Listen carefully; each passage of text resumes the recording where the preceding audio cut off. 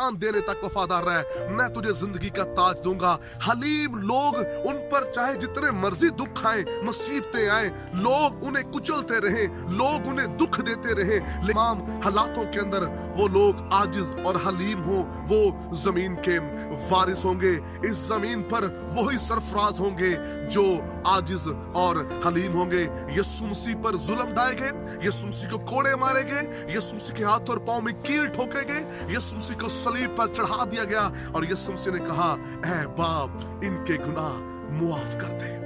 ये कैसी हलीमी है, इतना कुछ होने के बावजूद यीशु कह रहा है बाप इन्हें मुआफ कर। और वही हलीम शख्स है जिसका किरदार यीशु की तरह हो, उससे कोड़े भी मारे जाएं, उस पर जुल्म ढाए जाएं, उसे हर तरह से सताया जाए, तो भी उसका किरदार यीशु की तरह हो कि वो भी यही कहे, ऐ बाप इनको मुआफ कर, क्योंकि ये नहीं जानते कि क्या करते हैं।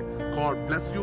खुदावंद आपके साथ हो। बुजुर्ग मेहरबान आसमानी बाप, मैं तेरा खादिम होते हुए आज सुबह तमाम जिंदगियों पर तेरी बरकत, तेरा फजल चाहता हूँ, चाहता हूँ ये हलीम हो जाए ताकि ये जमीन के वारिस हों और तेरा नाम जलाल पाए। यीशु नाम में आमीन। तक हमारा चैनल सब्सक्राइब नहीं किया तो अभी सब्सक्राइब करें और बेल आइकॉन को क्लिक करके हमारी लेटेस्ट वीडियोस के बारे में अपडेट जानें।